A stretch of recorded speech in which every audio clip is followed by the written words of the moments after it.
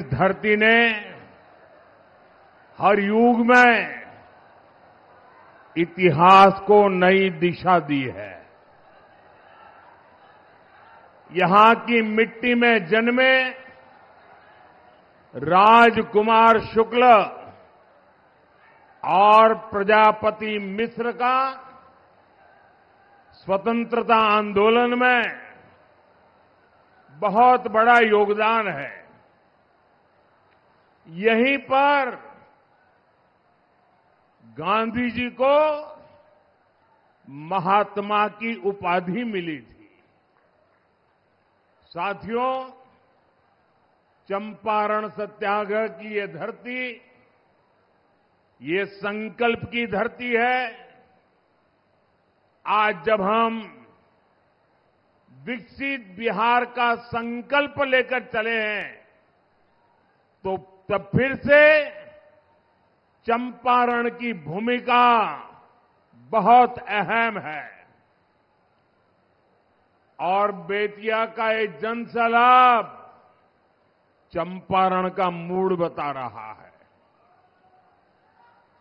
मैं सबसे पहले आप सबकी क्षमा मांगना चाहता हूं, आपकी माफी मांगना चाहता हूं, क्योंकि हम एनडीए के लोगों ने ये जो पेंडल बनाया, सोचा था कि इतना तो भर ही जाएगा, लेकिन आज पेंडल छोटा पड़ गया और पेंडल से में बैठे उसे ज्यादा 3-4 गुना लोग बाहर धूप में तप रहे हैं।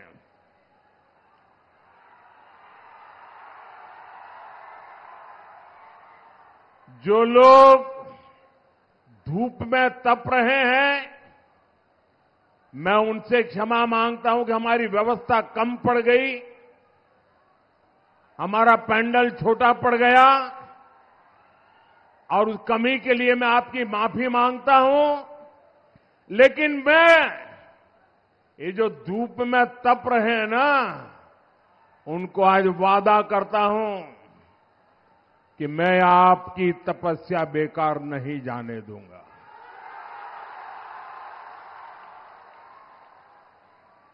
और मैं सवाया विकास करके आपकी तपस्या को लौटाऊंगा, ये मोदी की गारंटी है।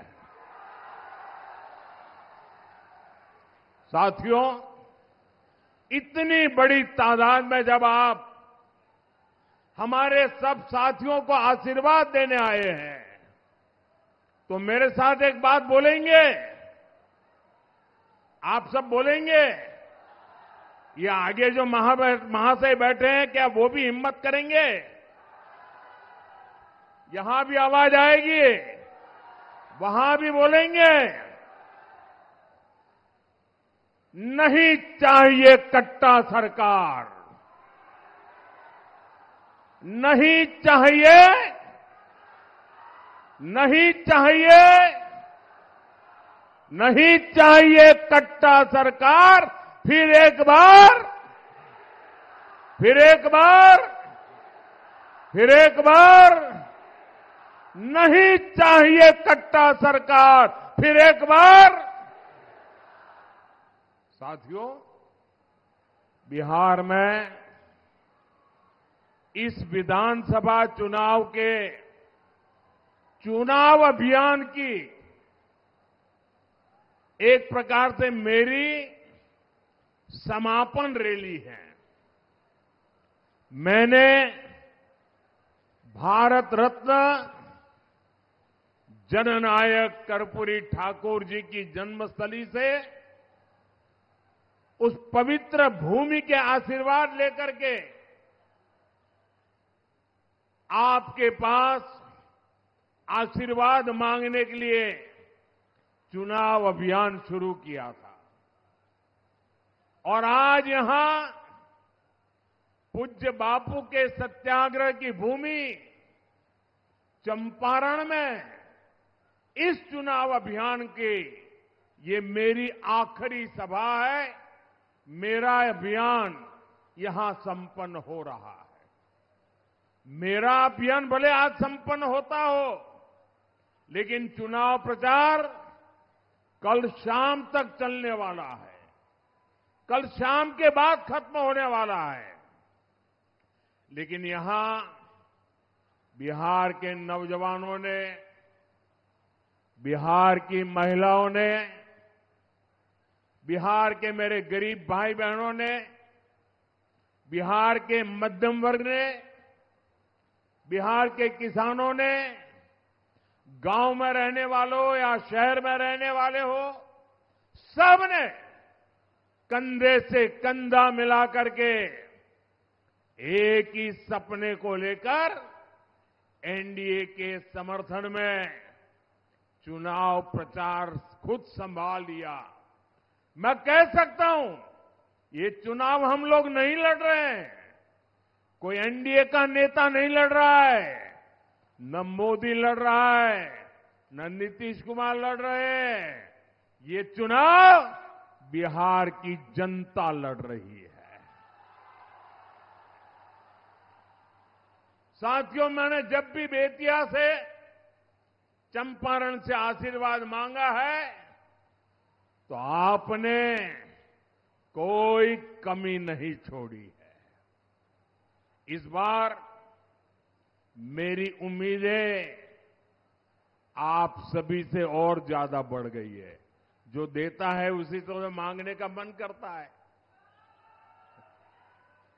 11 नवंबर को दूसरे चरण में मुझे सिर्फ सीटें जीतनी है इतना नहीं है, मुझे तो इस बार यहां के हर बूथ में जीतना है, हर बूथ में जीतना है।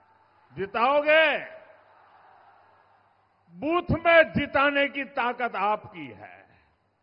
एक भी बूथ हमें हारना नहीं, ये मिजाज होना चाहिए। हम हर बूथ पर एनडीए के इन सभी उम्मीदवारों को विजयी बनाएंगे।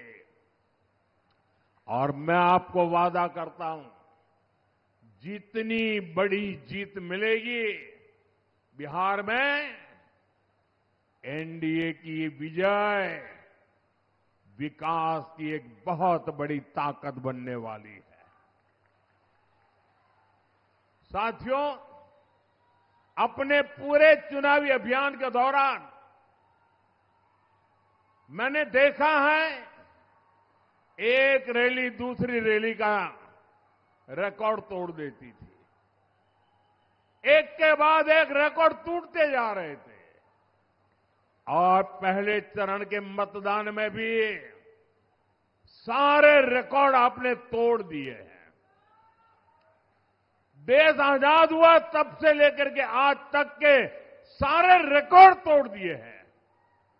मैंने बिहार के सपनों और संकल्पों को लेकर के इस चुनाव अभियान में व्यापक चर्चा की है। एनडीए की डबल इंजन सरकार ने क्या किया है और आगे क्या करने जा रही है, अपना काम और भविष्य का रोड मैप, ये दोनों हमने बिहार की जनता के सामने रखा है। आज बेतिया से मैं बिहार के हर माता पिता, बिहार की हर बहन बेटी, बिहार के हर नौजवान से कहूंगा, वो दिन दूर नहीं जब बिहार की पहचान फूड प्रोसेसिंग के पावर हाउस के रूप में होगी, जब बिहार की पहचान टूरिज्म से होगी, बिहार की पहचान टेक्सटाइल से होगी, बिहार की पहचान टेक्नोलॉजी से होगी। आज बिहार की पहचान मेक इन इंडिया के एक बड़े सेंटर के रूप में होने की दिशा में कदम बढ़ रहे हैं। बिहार ने सामाजिक न्याय की परिभाषा देश को दी है। अब बिहार समृद्ध भारत का विकसित भारत का नया उदाहरण बनेगा। इसके लिए मैं आज बेतिया का, चंपारण का, आप सबका, मेरे साथियों के लिए आशीर्वाद मांगने के लिए आया हूं।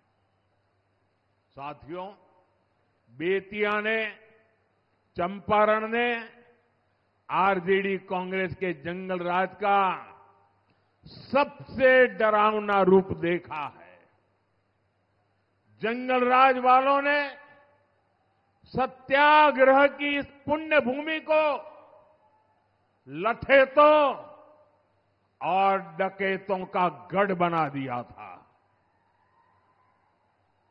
आए दिन यहां हत्याकांड होते थे। बहनों बेटियों का घर से बाहर निकलना मुश्किल था। साथियों, ये सारी बातें मैं आपको इसलिए याद दिला रहा हूं क्योंकि जहां कानून का राज खत्म होता है, वहां सबसे पहले गरीब, वंचित, पीड़ित बेहाल होता है। जहां कट्टे और रंगदारी का राज चलता है, वहां नौजवानों के सपने दम तोड़ देते हैं। जहां गुंडा राज होता है, वहां दुकानदारी चौपट हो जाती है, व्यापार कारोबार ठप पड़ जाता है। साथियों, आपने नीतीश जी के नेतृत्व में एनडीए का सुशासन देखा है, आपने शांति देखी है, बिहार के लोगों ने सुकून पाया है। लेकिन इसको जंगल राज से बचाए रखना, ये हम सबकी जिम्मेदारी है। बिहार को तो अभी विकास की नई नई ऊंचाइयों पर हमें पहुंचाना है। और इसलिए मेरे उत्साही नौजवानों, मेरे जोश से भरे नौजवानों, मेरे साथ बोलिए, एक साथ बोलिए, नहीं चाहिए कट्टा सरकार, नहीं चाहिए कट्टा सरकार, नहीं चाहिए कट्टा सरकार। फिर एक बार एनडीए सरकार, फिर एक बार एनडीए सरकार।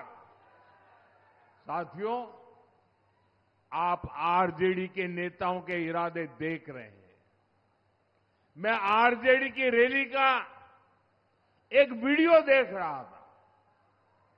उसमें मीडिया वाले एक बच्चे से सवाल पूछते हैं और उस बच्चे को पूछा कि बेटा तुम लालटेन वालों की रैली में क्यों आया है?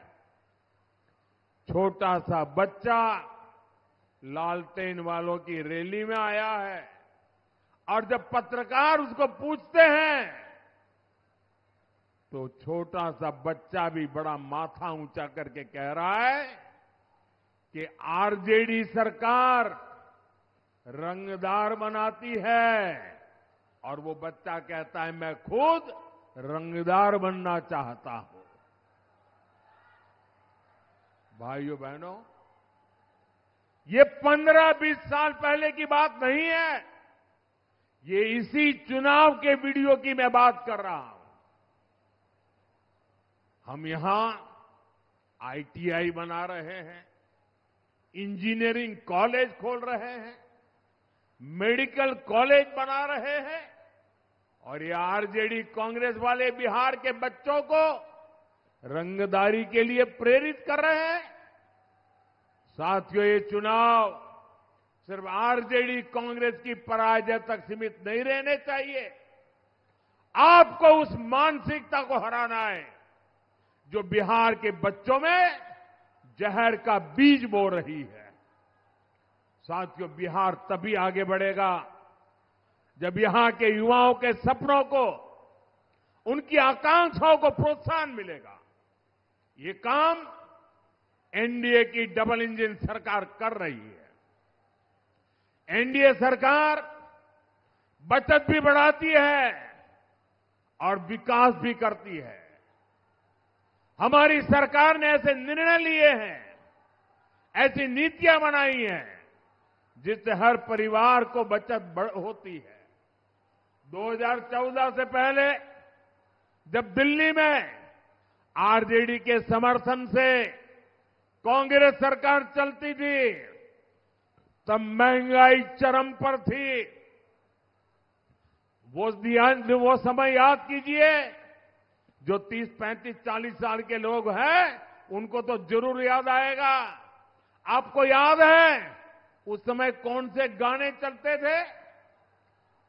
महंगाई इतनी थी कि गाने चलते थे, महंगाई डायन खाए जात है, महंगाई डायन खाए जात है। ऐसे गाने तब कितने मशहूर हुए थे। आज आप देखिए देश में जीएसटी बचत उत्सव चल रहा है।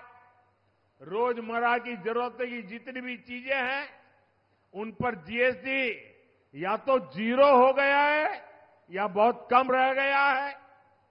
इसे खाने पीने का सामान, साबुन, तेल, दंतमंजन, जूते, कपड़े, ये सब पहले से कहीं ज्यादा सस्ते हो गए। बिहार में भी आप लोगों को स्कूटर, मोटरसाइकिल, पंखा, टीवी, फ्रिज, वॉशिंग मशीन, इन सारी चीजों की खरीद पर हजारों रुपयों की बचत हुई है।